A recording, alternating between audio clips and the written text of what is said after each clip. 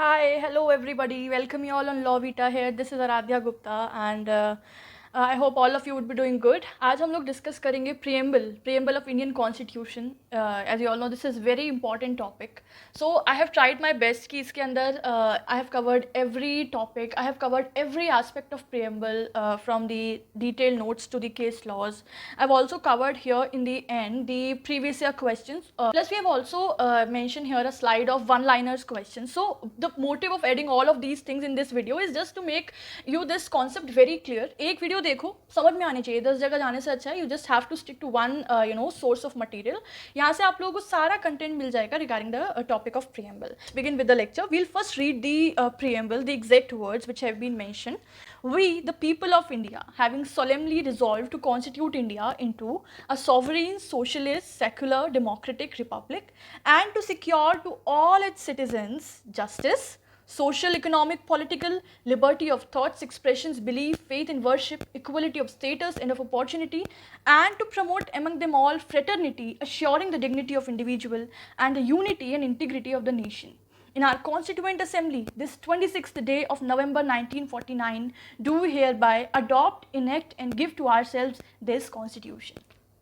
हम सबको, either we are a law student or not, because we are a citizen of India, I think all of us should remember, should learn this by heart, the wordings, the preamble of Indian Constitution. ये क्या कह रहा है कि we, the people of India, हम जो भारत के नागरिक हैं, we have solemnly resolved to constitute India into a sovereign, socialist, secular, democratic republic. These all are the key words that we will discuss in detail, and we constitute India containing all of these characteristics into the Indian state. And we secure to all of its citizens, जितने भी इस देश के नागरिक हैं उन्हें justice ensure हो, liberty हो, इक्वालिटी इंश्योर की जाए and fraternity that will assure their dignity and unity and integrity of the nation. And on 26 November 1949 this constituent assembly adopted, enacted and gived this constitution to the people of India. Right, तो क्या कहते हैं इसके एक एक provision? Let's start discussing. Before that we'll discuss an introduction of preamble. So American constitution was the first to begin with the preamble. Preamble का जो concept है ये पहली बार अमेरिकन कॉन्स्टिट्यूशन में इंट्रोड्यूस किया गया था. Do remember this. The preamble of Indian constitution based on the objectives resolution which was drafted and move by Pandit Jawaharlal Nehru and adopted by the constituent assembly. ये जो प्रियम्बल है हमारे इंडियन कॉन्स्टिट्यूशन का, ये एक बहुत ही ज़्यादा लैंडमार्क डॉक्यूमेंट पे बेस्ड है. उस डॉक्यूमेंट का नाम है ऑब्जेक्टिव्स रेजोल्यूशन. ये डॉक्यूमेंट जो था ये बताता था कि फ्रेमर्स के क्या आइडियोलॉजीज हैं, what was their thoughts, what was their opinions while framing this constitution. So constitution makers के क्या आइडियोलॉजीज थे, that all has been covered in this objectives resolution. तो हमारा प्रियम्बल जो है वो इस डॉक्यूमेंट पे बेस्ड था जो कि पंडित जवाहरलाल नेहरू जी ने ही ड्राफ्ट किया था, and he himself moved it before the constituent assembly, जिसको लेटर कॉन्स्टिट्यूएंट असेंबली में अडॉप्ट कर लिया गया था. Right. Preamble reflects the mind of the constitution makers. हमारा जो प्रियम्बल है, जब आप इसको देखेंगे तो इसमें कहीं ना कहीं जितने हमारे कॉन्स्टिट्यूशन मेकर्स थे, ठीक है, जितनी भी कमिटीज़ थी, उन सब का जो माइंड सेट था well making the constitution, the objectives, वो सब इसके अंदर हमें झलकता है in every provision of preamble. Right. Now, the preamble indicates the sources from which the constitution comes, that is the people of India. Preamble indicate करता है कि constitution का source क्या है. क्या है कॉन्स्टिट्यूशन का source? We the people of India. As we begin reading the first 3 words, it states we the people of India having solemnly resolve. तो इट स्टेट्स दैट प्रियम्बल का जो सोर्स है that is the people of India. It is made by the people of India through their representatives in a sovereign constituent assembly. ये जो preamble है, क्योंकि ये जो हमारी sovereign constituent assembly है उसके द्वारा बनाया गया है, उसके द्वारा enact and present किया गया है, ठीक है. Thus its main source is the people of India. The preamble declares clearly that it is the people of India who have adopted, enacted and give to themselves the constitution. As we see the last 2 lines of the preamble, it states that we do hereby adopt, enact and give to our self this constitution. तो preamble में खुद में लिखा है कि जो people of India है उन्होंने ही इस कॉन्स्टिट्यूशन को अडॉप्ट किया है, इनेक्ट किया है एंड खुद को ही ये दिया है. The preamble sets out the aims, aspirations of people and these have been translated into various provisions of constitution. Preamble में हम देखते हैं जैसे अभी ऊपर लिखा था that preamble aims to secure the justice, equality, liberty, fraternity, unity, integrity. हमारे कंट्री के लोगों के जो एम्स है, जो एस्पिरेशंस है, वो प्रियम्बल डिनोट करता है, ठीक है. इन फ्रंट लाता है, ठीक है, जो कि हम लोग हमारे कॉन्स्टिट्यूशन के कई सारे प्रोविजंस में भी देखते हैं. The word socialist and secular were added to the preamble by the 42nd amendment 1976. हमारा प्रीएम्बल जो है वो एक बार अमेंड हुआ है अभी तक, that was through the 42nd amendment act 1976. And उस अमेंडमेंट के थ्रू हमारे कॉन्स्टिट्यूशन में 3 वर्ड्स ऐड किए गए थे. They were socialist, secular and the integrity. ठीक है, earlier it was only unity of the nation, but later it was amended to read as unity and integrity of the nation. So 3 words have been added through this amendment: socialist, secular and integrity. This question, you know, it has been asked from so earlier times and ये अभी भी पूछा जाता है, you know. So you have to remember this is very simple. 3 words have been added: socialist, secular and integrity through the 42nd Amendment Act 1976. ठीक है, और preamble सिर्फ एक ही बार अभी तक amend हुआ है, right? Now from here we are beginning towards discussing all the key concepts, the key words, ठीक है, जो भी स्टार्टिंग से अभी तक है हम लोग सीरीज में ही चलेंगे. As the first word is that we the people of India having solemnly resolved to constitute India into a sovereign. So sovereign is the first word. इसको sovereign को हिंदी में क्या बोलते हैं? प्रभु सत्ता. क्या कहते हैं? It states that India has full authority in all its internal and external matters and it has not to bow to any outside powers. It simply says कि जो complete power है हमारी कंट्री की, ठीक है, चाहे वो इंटरनल मैटर्स से रिलेटेड हो चाहे एक्सटर्नल मैटर्स से रिलेटेड हो, वो इंडिया के पास है, ठीक है, इंडिया की गवर्नमेंट के पास है. And Indian state does not has to bow to any outside power. हमें किसी भी बाहरी सत्ता, बाहरी पावर के सामने झुकने की ज़रूरत नहीं है for any matter. India is having the full authority of all it's matters. ठीक है, sovereignty in India best in the people of India. और इंडिया की जो सॉवरेनिटी है वो रेस्ट करती है, वो है पीपल ऑफ इंडिया के हैंड्स में. ये हमें प्रीएम्बल इटसेल्फ जो है डिस्क्राइब करता है, राइट. सो इसको हिंदी में बोलते हैं प्रभु सत्ता. India is neither dependency nor the dominion of any other nation but an independent state which is free to conduct its own affairs both internal and external. India ना ही किसी कंट्री पे, किसी और नेशन पे, किसी और ऑर्गेनाइजेशन पे depend है, ना ही किसी और नेशन की वो डोमिनियन है. इंडिया एक इंडिपेंडेंट स्टेट है, वो आज़ाद है अपने अफेयर्स को कंडक्ट कराने के लिए, चाहे वो कोई एक्सटर्नल अफेयर हो या इंटरनल अफेयर हो, आइदर ऑफ देम. तो ये कहता है आपका पहला शब्द सॉवरीन. क्लियर, बहुत ईजी था.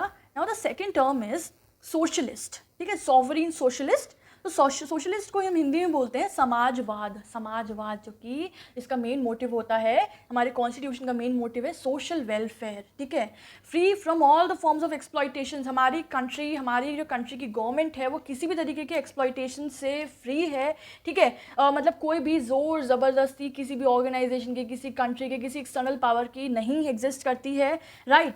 Hair welfare of the people by both public and private sector is been objected through this preamble. भी सिटीजन्स है, जितने भी लोग हैं, ठीक है, चाहे वो पब्लिक सेक्टर के हों चाहे प्राइवेट सेक्टर के हों, उनका वेलफेयर, उनका डेवलपमेंट जो है वो है सोशलिस्ट. वो आइडियोलॉजी को हम कहते हैं सोशलिस्ट और वही ऑब्जेक्टिव है हमारे प्रीएम्बल का ऑफ दिस कॉन्स्टिट्यूशन.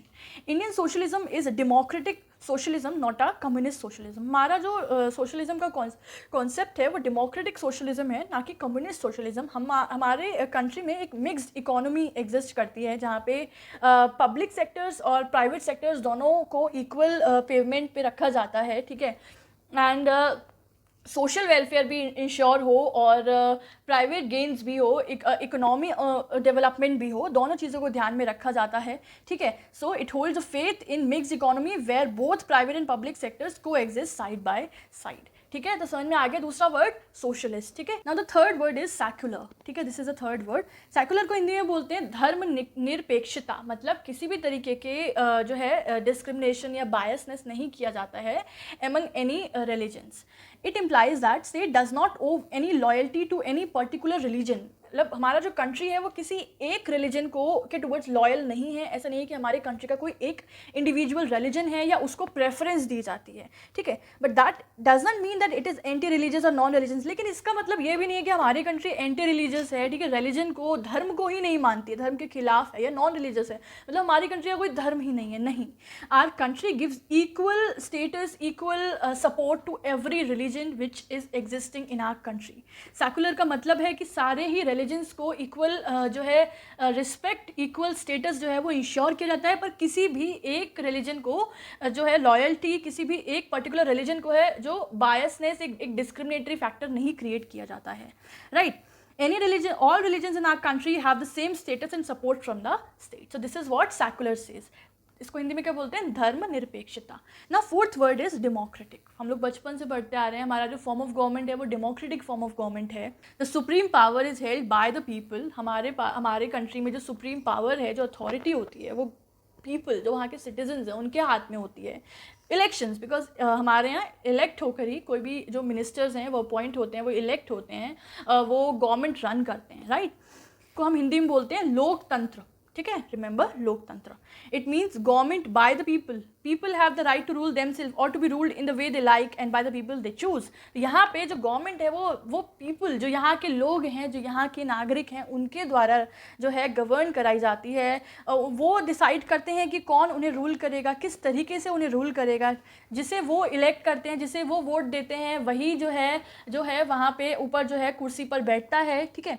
तो this is what democracy says and our country is a democratic country.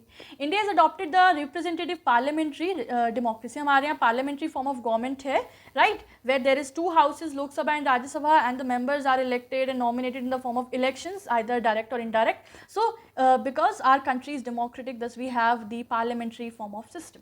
Clear, ये हो गया हमारा fourth. Next is Republic. Republic को हिंदी में बोलते हैं गणतंत्र, ठीक है। डेमोक्रेटिक को बोलते हैं हम लोग लोकतंत्र, एंड रिपब्लिक मीन्स गणतंत्र, ठीक है। ये शब्द भी याद रखिया करिए।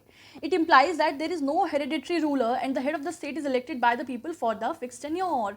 इट सेज दैट कि हमारी कंट्री में कोई भी एक, हमारे यहाँ हेरिडिटरी रूल सिस्टम नहीं है कि फॉर से राजा हुआ करते हैं, फिर राजा का बेटा बनेगा राजा, फिर राजा का जो बेटे का बेटा है वो बनेगा, फिर उसका बेटा बनेगा। मतलब ये हेरिडिटरी सिस्टम नहीं है, नेपोटिज्म नहीं है किसी भी तरीके का। हमारे यहाँ जो हेड ऑफ स्टेट होते हैं वो इलेक्ट होते हैं, इलेक्शन होता है, वोटिंग होती है, ठीक है। और उसके बाद जो है वो उस पोजीशन अक्वायर करते हैं, और वो इलेक्शन किसके थ्रू होता है, वहाँ वोटिंग जो है जो जनता करती है, जो देश की जनता है वो करती है। जो हेड ऑफ स्टेट है, ऐसा नहीं कि वो जब तक वो उसका डेथ नहीं होगा तब तक वो उस पोजीशन को होल्ड करेगा, नहीं। यहाँ पे एक फिक्स टेन्योर होता है। जब वो फिक्स टेन्योर जो है वो पूरा हो जाता है, जो कार्यकाल पूरा हो जाता है, उसके बाद फिर से इलेक्शन होते हैं, यही तो होता है, ठीक है। तो ये है हमारा रिपब्लिक का concept. Head of the state is always elected directly और indirectly for a fix period. जो हेड ऑफ द स्टेट होते हैं वो चाहे मतलब एक इन जनरल वे में, चाहे रिपब्लिक, किसी भी कंट्री में रिपब्लिक फॉर्म ऑफ गवर्नमेंट है, तो चाहे डायरेक्ट इलेक्शन हो चाहे इनडायरेक्ट इलेक्शन हो, पर इलेक्शन जरूर होते हैं for a fix period. India में बात करें, India is elected head of state called president, and जिनका टेन्योर होता है 5 years का, ठीक है। तो समझ में आ गया, 5th टर्म रिपब्लिक। चीज़ें ईजी हैं, बस थोड़ा सा टेक्निकलिटीज़ होती हैं, वो हमें समझनी होती हैं। आई होप अभी तक आप लोगों को सारे जो टर्म्स है वो समझ में आ गए होंगे। नेक्स्ट है जस्टिस। जैसे अभी तक हमने पढ़ लिया ना, sovereign, socialist, secular, democratic, Republic, ये 5 शब्द जो एक ऊपर की लाइन में है वो पूरे हो गए। अब यहाँ से हमारे टर्म्स अलग अलग हैं। पहला है जस्टिस। जस्टिस का मतलब बहुत सिंपल है, न्याय। बोलते हैं ना कि न्याय करना चाहिए सबके साथ, अन्याय नहीं होना चाहिए। It means the harmonisation of the interest between the individuals, between the groups, between the individual and the groups on the other hand, and the interest of the community on the other. Justice का मतलब है कि सबके साथ न्याय किया जाए, सबके इंटरेस्ट को हार्मोनाइज किया जाए, सबके इंटरेस्ट को इक्वल इम्पोर्टेंस दी जाए।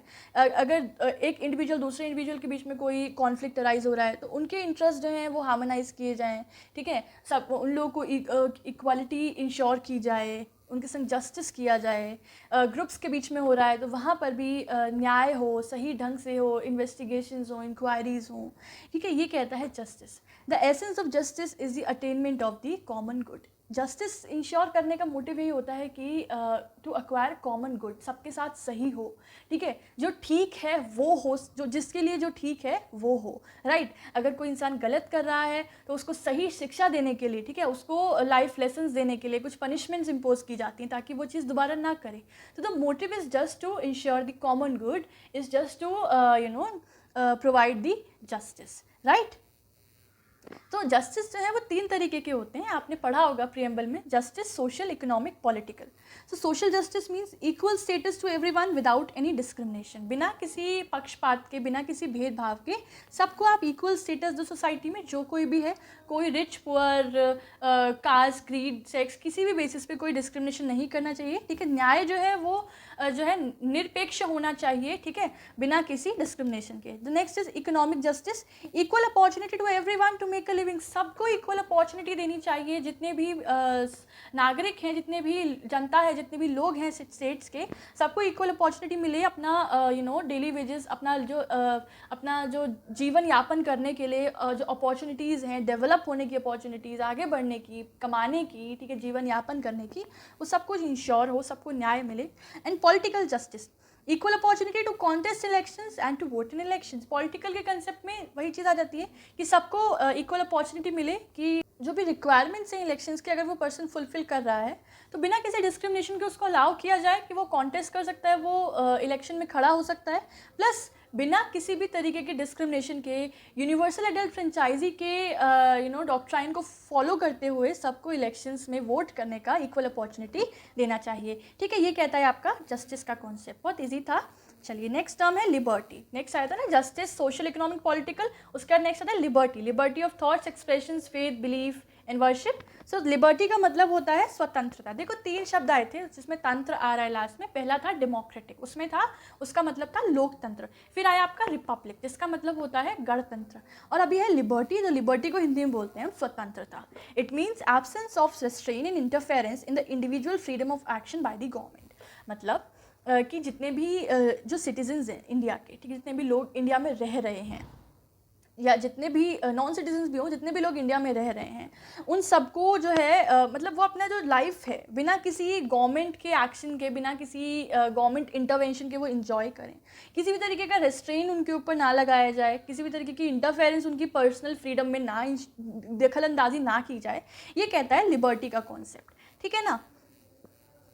And at the same time providing the opportunities for the development of individual personalities। और इसके साथ साथ जितने भी लोग हैं देश के, उनका सबको एक अपॉर्चुनिटी दिया जाए कि वो अपने इंडिविजुअल पर्सनालिटीज़ को, अपने आप को, अपनी लाइफस्टाइल को डेवलप कर सकें। हर स्टेप पे उन्हें वो अपॉर्चुनिटी देना चाहिए। ये कहलाता है लिबर्टी। पहला, आप उनके पर्सनल फ्रीडम में दखलंदाजी ना दें गवर्नमेंट अपने किसी भी एक्शन से। अगर वो स्टैट्यूटरी है, अगर वो बाय लॉ है, then that is an exception, but in general that should follow the provision of liberty. Liberty can be of thoughts, expressions, belief, faith in worship. ठीक है, हर तरीके की लिबर्टी इंश्योर किया जाए, उनके थॉट्स वो एक्सप्रेस कर सकें, एक्सप्रेस कर सकें चीज़ों को। बिलीफ, जो उनके बिलीफ है वो उसको मान सकें, फेथ में, वर्शिप में, दिस ऑल। ठीक है गाइज, एक चीज़ है, ये जितनी जो वर्ड्स है ना, ये आपको सीरीज में याद रखना है, because a lot of time question comes और फिर उसमें बोलते हैं कि लिबर्टी इंश्योर्स, फिर यही ऑप्शन होंगे पर वो जम्बल्ड होंगे, आगे पीछे होंगे, तो वहीं आपको फिर कन्फ्यूजन हो जाएगा। इसलिए याद रख लो, liberty of thoughts, expressions, belief, faith in worship. Thoughts, expressions, belief, faith in worship 2-3 बार बोलो, लिख के देखो, याद हो जाएगा। ठीक है, ये छोटे छोटे क्वेश्चंस होते हैं, इन्हीं में से डीप में से आ जाते हैं और बस हम लोग भूल जाते हैं क्योंकि हम लोग ध्यान से नहीं पढ़ते हैं, तो वो आप लोगों को ध्यान से पढ़ना है। ठीक है, चलो नेक्स्ट वर्ड, ये था हमारा लिबर्टी। नेक्स्ट आता है इक्वलिटी।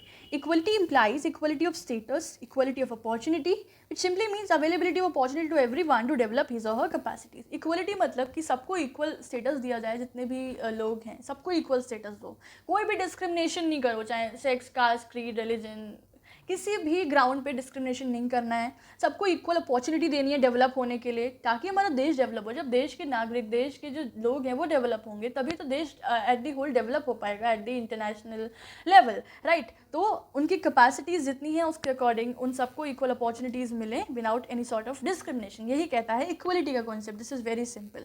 ओके, चलो इक्वलिटी के बाद नेक्स्ट वर्ड आता है आपका फ्रेटर्निटी। फ्रेटर्निटी का मतलब होता है, हिंदी में बोलते हैं हम इसको बंधुत्व। बंधुत्व मतलब brotherhood, the sense of the feeling of brotherhood. It means a sense of common brotherhood of all Indians, that is being one people. ये जो प्रोविज़न है ये बताता है कि हम सबको एकजुटता के साथ रहना चाहिए, ब्रदरहुड का फीलिंग रखना चाहिए। ठीक है, कोई भी एनविटी, कोई भी अग्रेशन, कोई भी घृणा, जेलसी, हेट्रेड, ऐसा कुछ भी नहीं रखना चाहिए। We all should consider every one of us to be one. ठीक है, हम एक हैं, एकजुट हैं, एकता रखनी चाहिए। ठीक है, this should be the motto of our country. This is what has been prescribed in the preamble. It is the principle which gives unity and solidarity to the social life. ये वो principle है जो कि हमारी social life को unity ensure करता है, solidarity ensure करता है. I know it is a difficult to achieve, but this is the an obligation that everyone should consider being a part of this social life of a country. The ideals of justice, liberty and equality are meaningful as much as they promote the feeling of common brotherhood. Of course, ये जो ideals हैं, justice ensure करना है, liberty देना है, equality ensure करना है, ये सारे ही ideals तभी meaningful हैं, तब तक ही meaningful हैं जब वो उनका जो ultimate जो objective है वो है promotion of common brotherhood. अगर वो लोग common brotherhood को ensure कर रहे हैं, promote कर रहे हैं, so as far as them they are considered to be meaningful for the country's development. ठीक है. ओके तो आगे फ्रेटर्निटी के बाद fraternity assuring the dignity of individual and unity and integrity of the nation and I just told you that this word of integration has been added in the preamble by the 42nd amendment. So in order to safeguard the dignity of an individual we need to build a nation and protect its unity and integrity. अगर हमें हमारे देश की हर individual की dignity को maintain करना है, safeguard करना है, तो ज़रूरी है कि हम लोग जो है उनका यूनिटी, उनका एक जो कंट्री का यूनिटी है, कंट्री का जो इंटीग्रिटी है उसको प्रोटेक्ट करें, उसको सेफगार्ड करें, उसके लिए प्रोविजंस लाएं, पॉलिसीज लाएं. This is very must. In order to safeguard the dignity of an individual we need to build a nation and protect its unity and integrity. ठीक है ना. ये सारे ये प्रिंसिपल्स बहुत ही अच्छे प्रिंसिपल्स हैं जो हमारे देश के डेवलपमेंट, देश के ही नहीं, देश का जो हर इंडिविजुअल है उसके पर्सनल, उसके सोशल लाइफ के भी डेवलपमेंट को इंश्योर करते हैं और उसको एक रास्ता देते हैं. राइट. तो ये बहुत आसान है. प्रियम्बल याद कर लीजिए, उसके बाद ये सारे शब्द तो याद हो जाएंगे, उनका मीनिंग बहुत आसान है. ठीक है ना. ये आपके हो गए. आपका इस तरीके से की कॉन्सेप्ट्स क्लियर हो गए. अब हम लोग कुछ सर्टेन और कॉन्सेप्ट हैं प्रियम्बल के रिगार्डिंग में. We'll see all of that. Okay so the next topic is the utility of preamble. कि जो अभी हमने सारा प्रियम्बल पढ़ा, प्रियम्बल के कॉन्सेप्ट पढ़े, उसकी यूटिलिटी क्या, उसकी इंपॉर्टेंस क्या है. ठीक है. उसकी गुणवत्ता क्या है मैं कह सकती हूँ. So there are 3 points here. It indicates the source from which the constitution comes into existence. Preamble हमें ये बताता है कि कॉन्स्टिट्यूशन का सोर्स क्या है, कॉन्स्टिट्यूशन का एग्जिस्टेंस कहाँ से डिराइव होता है, ये कहाँ से ओरिजिनेट हुआ है. तो जैसे हमने आप लोग जब पढ़ेंगे क्या लिखा है, we the people of India having solemnly resolved to constitute India. तो जो हमारा कॉन्स्टिट्यूशन का सोर्स क्या है वो है we the people of India, Bharat के लोग, भारत के नागरिक. तो ये इसका सोर्स है. तो जो प्रियम्बल है वो हमें सोर्स बताता है ना. The second thing is it contains the enacting clause which brings in to force the constitution. The last two lines says that this Constituent Assembly on 26 November 1949 do hereby adopt, enact and give to ourselves this Constitution. तो इस preamble से हमें पता चलता है कि Constitution जो है वो कब enforcement में आया. बिकॉज इसकी लास्ट लाइन्स कहती है कि Constituent Assembly के थ्रू ये जो कॉन्स्टिट्यूशन का डॉक्यूमेंट है ये 26 नवंबर 1949 को अडॉप्ट इनैक्ट किया गया था. ठीक है. ये इसका second point of utility of preamble. And the third point is it declares the rights and freedoms which the people of India are intended to secure to all its citizens. ये मतलब वो सारे राइट्स एंड फ्रीडम्स को declare करता है and बताता है अपने प्रोविजंस, अपने वर्डिंग्स में प्रियम्बल, जो कि that should be ensured to every citizen of India. जैसे कि it says that it secures the justice, liberty, equality, fraternity and assures the unity and integrity of the nation. So इसके जो words हैं, जो preamble है, that itself declares the rights and freedoms which is must to be secured to all the citizens of India. Right. So these are the key importance of the preamble. Clear? चलो next point है कि preamble का status क्या है हमारे constitution के अंदर, उसकी पोजीशन क्या है. So like any other part of constitution preamble was only also enacted bye constituent assembly. जैसे हमने लास्ट वाले ने पढ़ा है कि कॉन्स्टिट्यूएंट असेंबली ही इसको अडॉप्ट इनैक्ट करती है ना. तो जो है किसी भी और पार्ट की तरह कॉन्स्टिट्यूशन के प्रियम्बल भी कॉन्स्टिट्यूएंट असेंबली ने ही इनेक्ट किया है, but it was enacted after all the provisions already enacted. Generally what happens, just because preamble has been positioned at the very first, it is being considered the index of the constitution. तो ये माना जाता है कि because it is the first page of constitution, तो ये सबसे पहले बना होगा. but that's not the case. ये सारे के सारे provisions बनने के बाद at the end इसको इनेक्ट किया गया था. जब सारे parts बन गए थे constitution के, at the end constituent assembly enacted this preamble. so this is an interesting fact and you must know, right? Preamble is neither a source of power to legislature nor a prohibition upon the powers of legislature. देखो preamble जो है वो ना ही legislature की किसी power का source है कि जो legislature है वो preamble से अपनी powers को derive करता है, ना ही जो preamble है वो किसी भी तरीके का prohibition करता है, किसी तरीके का रोक टोक करता है. ठीक है. किसी भी तरीके की limitations लगाता है legislature के powers की. तो preamble का legislature के powers के ऊपर कोई control नहीं होता है. And preamble is non justiciable means non justiciable means कि आप इन्हें कोर्ट में इन्फोर्स नहीं करा सकते हो इसके प्रोविजंस को. Its provisions are not enforceable in the court of law. ठीक है, तो गाइज ये एक कुछ इंपॉर्टेंट पॉइंट्स थे स्टेटस के बारे में कि प्रियम्बल का स्टेटस कैसा है. ठीक है, याद रखिएगा. चलो नेक्स्ट है अभी कि प्रियम्बल क्या हमारे कॉन्स्टिट्यूशन का पार्ट है. ये बहुत ही कॉन्ट्रोवर्शियल क्वेश्चन रहता है एंड इट हैज़ बीन इसके बारे में अलग अलग व्यूज़ अलग अलग केसेस में ऑब्जर्व किए गए हैं, ओपाइन किए गए हैं. But out of all of them 2 are the most fundamental cases, बहुत ही लैंडमार्क केसेस हैं इस रिगार्ड में. They are Berubari union case 1960 and the Kesavananda Bharati case. And जो इसमें व्यूज़ बताए थे they both were contradicted to each other. पहले के बेरुबरी यूनियन केस में supreme court specifically opined that preamble is not a part of constitution. इस केस में सुप्रीम कोर्ट ने बोला कि जो प्रियम्बल है वो कॉन्स्टिट्यूशन का पार्ट नहीं है. जबकि केशव नंदा भारती केस में 1973 में सुप्रीम कोर्ट ने बोला कि preamble is a part of constitution. इसमें बोला गया कि प्रियम्बल जो है वो कॉन्स्टिट्यूशन का ही पार्ट है. ठीक है, तो ये है आपके कि प्रियम्बल पार्ट है कॉन्स्टिट्यूशन का क्या या नहीं है, ये अलग अलग केस में डिस्कस किया गया. इसके संग आप एक आधा और केसेस भी ऐड ऑन कर सकते हो. ठीक है, अब हम बात करते हैं कि क्या प्रियम्बल में अमेंडमेंट किया जा सकता है. तो ये चीज़ भी केस में ही ऑब्जर्व की गई थी और सुप्रीम कोर्ट ने हेल्ड किया था. बेरुबरी केस में तो साफ बोल दिया कि प्रियम्बल पार्ट नहीं है कॉन्स्टिट्यूशन का, तो फिर वहाँ पे इसके अकॉर्डिंग आप अमेंडमेंट नहीं कर सकते हो.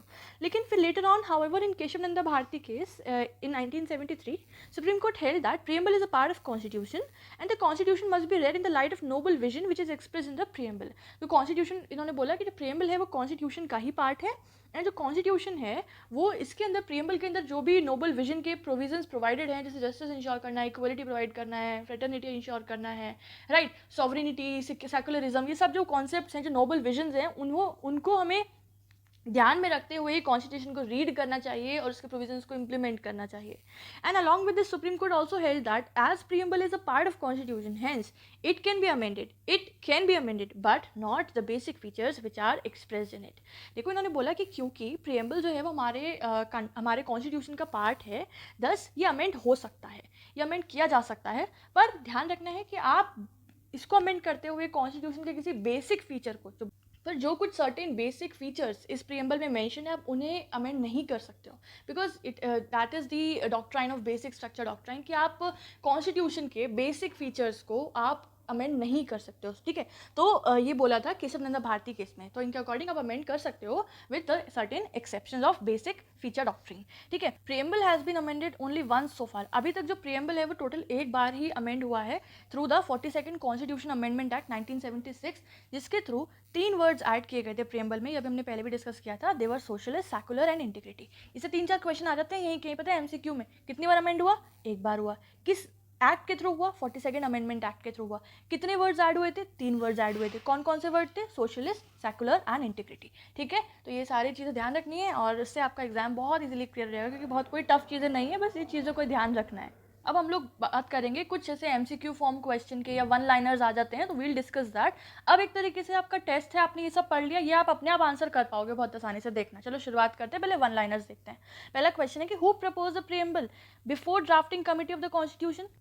कॉन्स्टिट्यूशन की ड्राफ्टिंग कमेटी के सामने प्रियम्बल का कॉन्सेप्ट कि हमें अपने कॉन्स्टिट्यूशन में प्रियम्बल ऐड करना चाहिए, ये प्रपोजल किसने दिया था? तो this was propose by Pandit Jawaharlal Nehru. ये मैंने बताया था ना कि हमारा जो प्रियम्बल है वो एक डॉक्यूमेंट पे बेस्ड है, दैट इज ऑब्जेक्टिव रेजोल्यूशन, जो कि किसने ड्राफ्ट प्रपोज किया था? पंडित जवाहरलाल नेहरू ने. तो वही है ये. ठीक है, it's easy. Next is the idea of preamble has been borrowed in Indian constitution from the constitution of. हमारे इंडियन कॉन्स्टिट्यूशन में जो प्रियम्बल का कॉन्सेप्ट ऐड किया गया है ये किस कंट्री के कॉन्स्टिट्यूशन से बोरो किया गया है? तो this has been borrowed from US constitution, है ना. We have read this. Next question is कि in which case supreme court regarded preamble as a part of its basic structure of Indian constitution.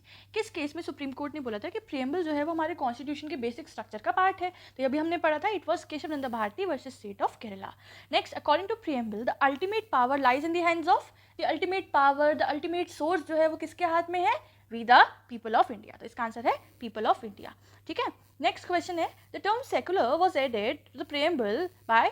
तो we have learned that three words have been added by the 42nd Amendment: socialist, secular and integrity. So its answer is 42nd Amendment 1976. ठीक है. Next is the preamble to our constitutions makes no mention of, actually this is basically a MCQ sort of question. आपको चार चीज़ें देंगे, जैसे sovereignty लिखा होगा, secularism लिखा होगा, fraternity लिखा होगा और एक होगा adult franchisee. तो क्योंकि हमारे preamble में adult franchisee का कोई भी mention नहीं है, adult franchisee क्या होता है? This principle says that whoever in India, whoever have attained the age of 18 years, that person is eligible to give vote. ठीक है, वो वोट कास्ट कर सकता है. जो भी पर्सन 18 साल की उम्र को क्रॉस कर चुका है, नो मैटर क्या रिलीजन है, क्या सेक्स है, क्या कास्ट है, मतलब irrespective of any discrimination, that citizen of India can cast the vote. ठीक है, पर इसका मेंशन जो है वो हमारे प्रीएम्बल में नहीं किया हुआ है. नेक्स्ट क्वेश्चन इज कि where do we find the ideals of Indian democracy in the constitution. वो प्रीएम्बल डिनोट करता है, वो प्रीएम्बल में मेंशन है, तो इसका आंसर है preamble. Preamble shows the ideals of Indian democracy in the constitution. Next is, which is the most important system in democracy? So this is political. This is very basic question कि एक democratic system में सबसे important चीज़ क्या होती है? एक democracy के अंदर, एक democratic state के अंदर, which is the most important system? So political system. Right. Next, which words were included in the preamble? So socialist, secular and integrity. ये तो याद हो गया होगा, रट गया होगा, I believe. Okay, next is civil equality implies, तो civil equality implies the equality of opportunities. हमने पढ़ा था ना कि आप एम्प्लॉयमेंट में अपॉर्चुनिटीज इंश्योर करेंगे, सोशल डेवलपमेंट में, इकोनॉमिक डेवलपमेंट में. So the equality of opportunities is civil equality. This usually been आज बहुत बार पूछ लिया जाता है in day to day life. Civil equality means, so this is equality of opportunities. Next, the mind and ideas of framers are reflected in, so this is preamble. We have discussed this. Okay, so here we are done with the one-liner questions. अभी हम लोग जल्दी जल्दी PYQs, previous year questions देखेंगे. This I have taken from the Singles Law Publications book. ठीक है, चलो पहला क्वेश्चन है कि the basic structure of the constitution is contained in, so this is in preamble. Next question, the legal sovereignty in India resides in the constitution itself and not in we the people of India.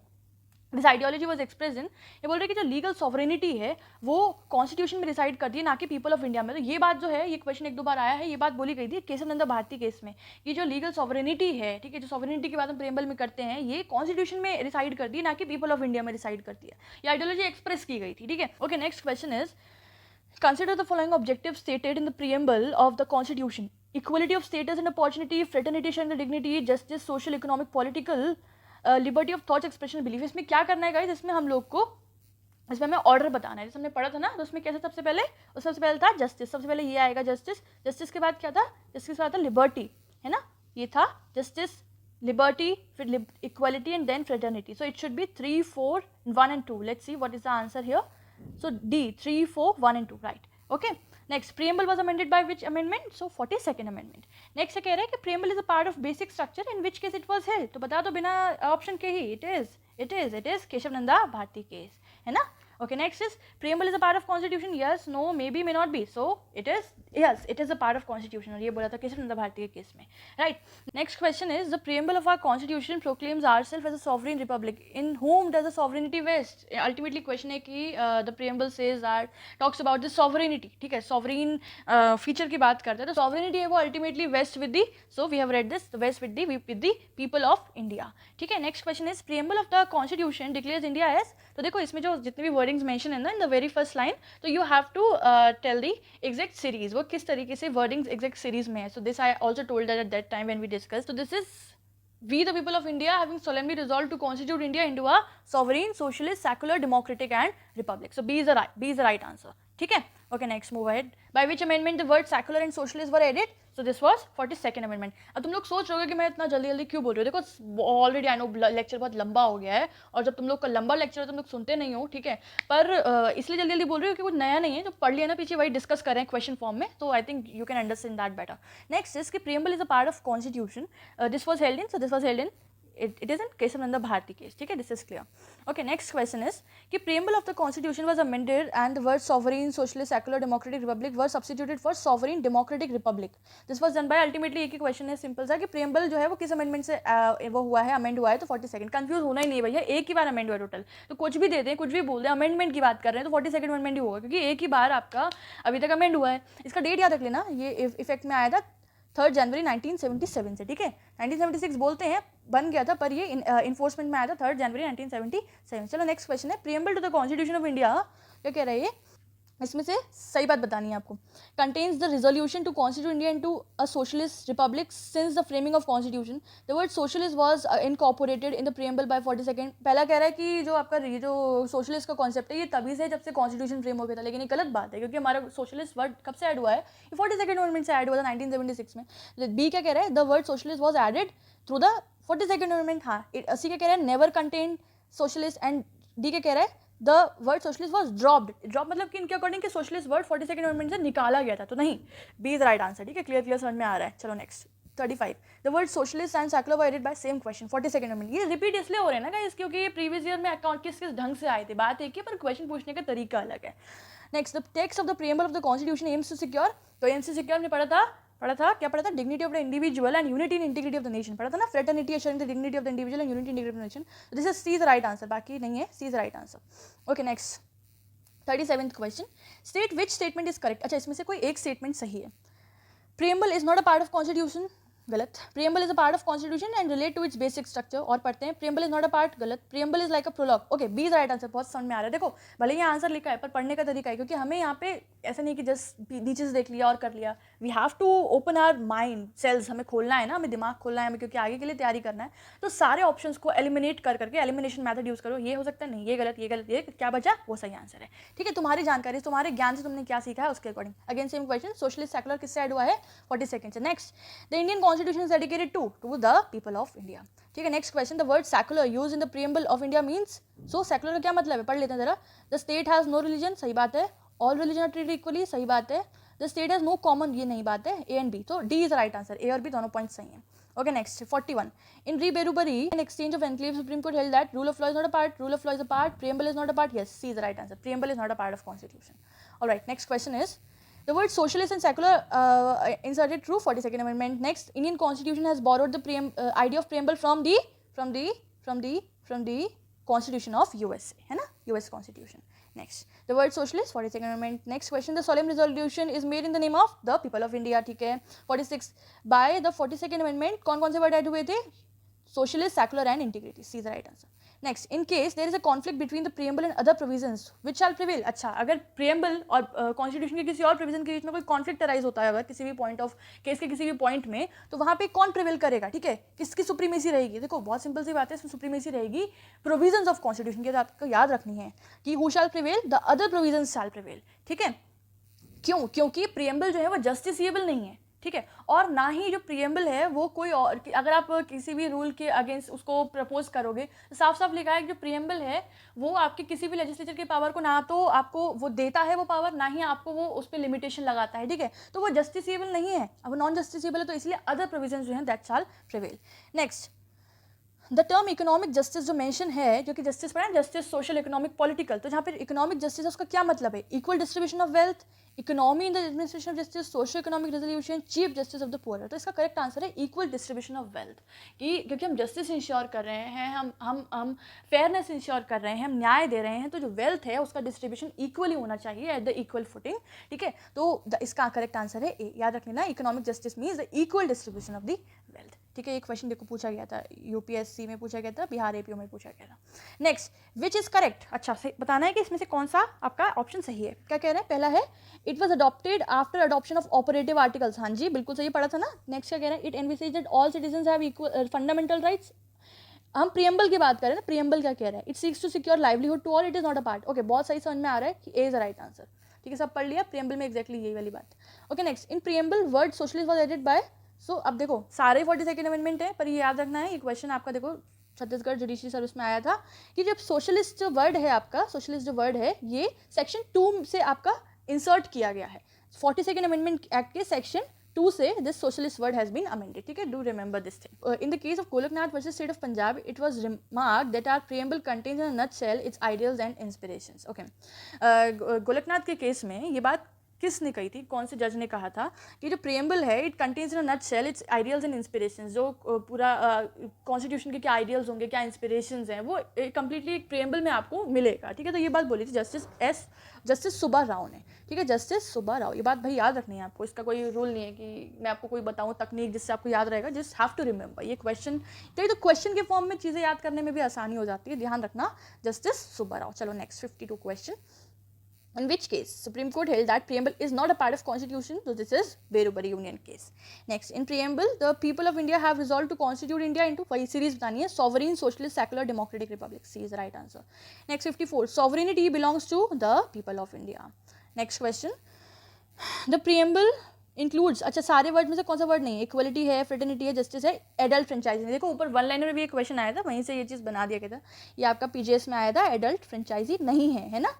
Next 56, so in which case it was upheld, so secularism is a basic feature even before the secular was inserted in the preamble। अच्छा किस केस में जो secularism का concept है उसको बोला गया था कि हमारे इंडियन कॉन्स्टिट्यूशन का एक बेसिक फीचर है, बल्कि हमारे 42nd अमेंडमेंट के थ्रू जब प्रियम्बल में ऐड किया गया ना, उससे पहले ही ये किस केस में ये बात को बोला था कि जो सेकुलरिज्म का कॉन्सेप्ट है, जो प्रिंसिपल है, वो हमारा कॉन्स्टिट्यूशन का बेसिक फीचर का पार्ट है। तो ये बोला गया था Kesavananda Bharati versus state of Kerala का। ठीक है भाई, याद रखना, बहुत अच्छा केस है, Kesavananda Bharati versus state of Kerala. चलो 57th क्वेश्चन, तो फ्रॉम विच कॉन्स्टिट्यूशन हमने प्रियम्बल लिया है भैया, यूएसए। ठीक है, नेक्स्ट क्या है कि इसमें करेक्ट ऑर्डर बताओ, याद हो गया होगा, देखो बिना देखे जा रहा हूँ, sovereign, socialist, secular, democratic, Republic. कौन सा है इसमें से, sovereign, socialist, secular, A is the right answer.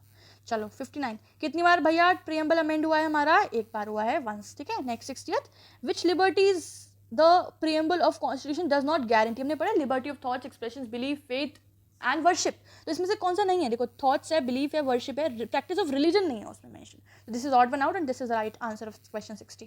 Next, the interpretative value of preamble was discussed in, ठीक है, मतलब preamble का क्या इंटरप्रिटेशन है, उसकी इंटरप्रिटेटिव वैल्यू जो है वो बेरुबरी यूनियन केस में जो है वो की गई थी, उसको इस तरीके से इंटरप्रेट किया गया था। You have to remember this, this is re Berubari union case, the interpretative value of preamble was discussed in this case. चलो next, there are 3 types of justice. बताना कि कौन कौन से जस्टिस इंश्योर करता है प्रियम्बल में, तो this is social, economic, political. तो ये देख रहे हैं सोशल, इकोनॉमिक, पॉलिटिकल, चलो यही सही होगा, और क्या देखना आगे। Next, which of the following statement is correct, इसमें से कौन सा स्टेटमेंट सही है। क्या कह रहे हैं, preamble is a part of constitution, can be amended under article 368। अच्छा, preamble is not a part of constitution, can, ठीक है, बी तो पहली गलत हो गया, एलिमिनेट कर लो। सी क्या कह रहा है, preamble is a part of constitution and can be amended only if no change in the basic structure. देखो ये बात बिल्कुल सही है, ये बात एज इट इज बोली गई थी हमारे केशव नंदा भारती केस में, this is the right answer.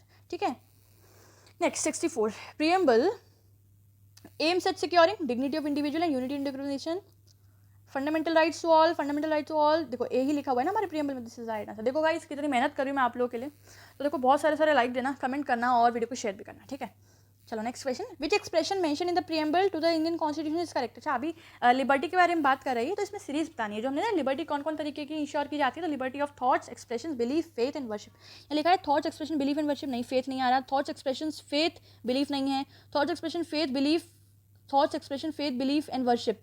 And D क्या कह रहा है, डी क्या कह रहा है, liberty of thoughts, expression, belief, faith and worship. यहाँ पे कुछ मिसिंग था, थॉट्स, एक्सप्रेशंस, बिलीफ, फेथ, हाँ यहाँ पे फेथ पहले आ गया जबकि बिलीफ पहले आता है। ठीक है, तो as per that D is the right answer. ठीक है, liberty of thoughts, expressions, belief, faith and worship. देख रहे हो आप, एक प्रियम्बल बहुत बड़ा नहीं है, बहुत छोटा सा है, और उसमें एक एक वर्ड से, एक एक छोटे छोटे वर्डों से इतने ज़्यादा क्वेश्चन फॉर्मुलेट हो रहे हैं ना, मतलब बता रही हूँ मैं सच्ची, आपको बिल्कुल दिल से रट लेना है इसको तो। ठीक है, ताकि इसके क्वेश्चन आए तो कोई डर ही ना रहे।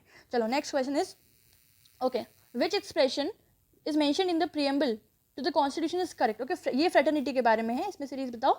Fraternity assuring the dignity of the individual, इतना नहीं लिखा हुआ। Assuring the dignity of the individual and unity of the nation, इतना भी नहीं लिखा हुआ। Fraternity assuring the dignity of the individual and integrity of the nation, नहीं। Fraternity assuring the dignity of the individual and unity and integrity of the nation, yes, this is right answer, this is the exact language which have been mentioned in the preamble. So ठीक है, D is the right answer. Alright, next question is कि in which case did the supreme court hold that the preamble is a part of its basic structure. ठीक है, अब देखो उन्होंने बोला है कि किस केस में बोला गया कि जो प्रियम्बल है वो कॉन्स्टिट्यूशन का बेसिक स्ट्रक्चर का पार्ट है। अब यहाँ पे केशव नंदा भारती तो है नहीं, तो इसके मतलब कोई एक और केस है जिसमें ये बात, ये जो आइडियोलॉजी है वो एक्सप्रेस की गई थी। तो this was SR Bommai versus union of India, this is very famous case, SR Bommai versus union of India. ठीक है, याद रख लेना, अच्छे से याद रख लो, ये किस किस केस में ये बात बोली गई थी। तो apart from Kesavananda, this is SR Bommai versus union of India.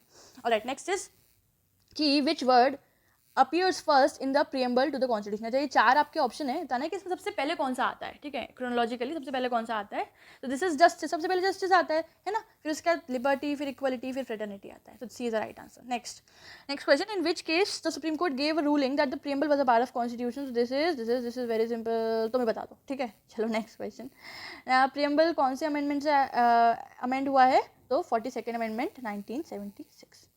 Okay, the word secular and socialist added by amending the preamble में तो अमेंडमेंट करके ये ऐड किए गए थे. नेक्स्ट, लीगल, ये रिपीट हो गया question. Legal sovereignty resides in the constitution, not in we the people of India. This was held in Kesavananda Bharati case. Next, the solemn resolution, people of India. ठीक है ना. Okay, next question. In which case the Supreme Court held that preamble is a part of the Constitution? So this is again same question, Kesavananda Bharati. Okay, next question क्या कह रहा है इसमें? आपको I think series बतानी है शायद. हाँ, देखो तो जस्टिस पहले आएगा, फिर जस्टिस, लिबर्टी, फिर इक्वलिटी, फिर फ्रेटर्निटी. 3 4 1 2 3 4 1 2 3 4 1 2 डी. नेक्स्ट क्वेश्चन कि विच स्टैट्यूट हैज़ नो प्रीएम्बल. देखो ये क्वेश्चन आ जाता है काफ़ी बार कि कौन सा ऐसा स्टैट्यूट था जिसका प्रीएम्बल नहीं था आउट ऑफ दिस ऑप्शन. तो देखो एक बात याद रख लो, गवर्नमेंट ऑफ इंडिया 1935 जो कि एक ऐसा लेजिस्लेशन था जिसे माना जाता है वो ब्रिटिशर्स द्वारा बनाया गया सबसे लंबा एक लेजिस्लेशन था, जो कि गवर्नमेंट ऑफ इंडिया 1935, जिसमें से हमारे इंडियन कॉन्स्टिट्यूशन के मोस्ट ऑफ द प्रोविजंस लिए गए हैं. मतलब ये माना जाता है कि नियर अराउंड 60% जो है वो हमारा जो कॉन्स्टिट्यूशन है वो 1935 गवर्नमेंट ऑफ इंडिया एक्ट पर ही बेस्ड है. ठीक है, लेकिन ताजुब की बात यह है कि इस स्टैट्यूट का कोई प्रीएम्बल नहीं था. इसीलिए एक इंपॉर्टेंट फैक्ट है और इस पर क्वेश्चन बन चुका है. ठीक है, तो ध्यान रखना है कि government of India 1935 has no preamble. चलो नेक्स्ट, अब बताना है इसमें से आई थिंक सही ऑप्शन क्या है. Consider the following statement. पहला क्या कह रहा है? The preamble of constitution can be amended by parliament up to an extent barring the features. The preamble can be amended only by special majority and ratification by legislatures of 1/2 of the states. The preamble has no role to play in the interpretation of any provision of the constitution. I think this is wrong. बात कहीं mention नहीं है. Then preamble can be amended by the parliament up to barring the basic feature. है ना, वही वाली बात कि अमेंड कर सकते हो, यही केशवानंद में बोला गया था कि लेकिन आप उसके जो बेसिक फीचर है उसको हिंडर नहीं करोगे. तो इसका करेक्ट आंसर है 1. तो ऑप्शन क्या है? 1 2 3 1 ओनली. तो इसका आंसर है 1 ओनली. चलो next 78. Okay, we are very near to the end. The preamble क्या कह रहे हैं इसमें? करेक्ट ऑप्शन बताओ. The preamble declares the resolve of the people of India to secure all its citizens. क्या सिक्योर करता है?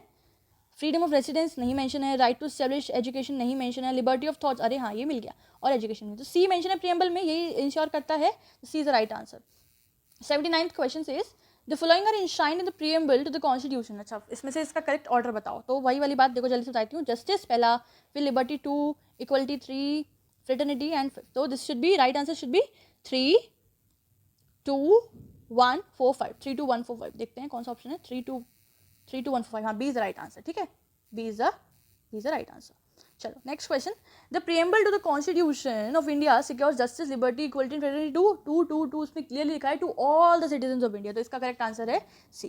Next, in Tinsukia electricity company versus state of Assam, supreme court pointed out that the term socialist used in the preamble means a state whose policy is to. क्या कह रहा है कि इस Tinsukia versus state of Assam के केस में सुप्रीम कोर्ट ने बोला जो सोशलिस्ट वर्ड प्रोवाइडेड है, जो मेंशन्ड है प्रीएम्बल में, इसका बेसिक मतलब क्या है, ये क्या इंश्योर करता है.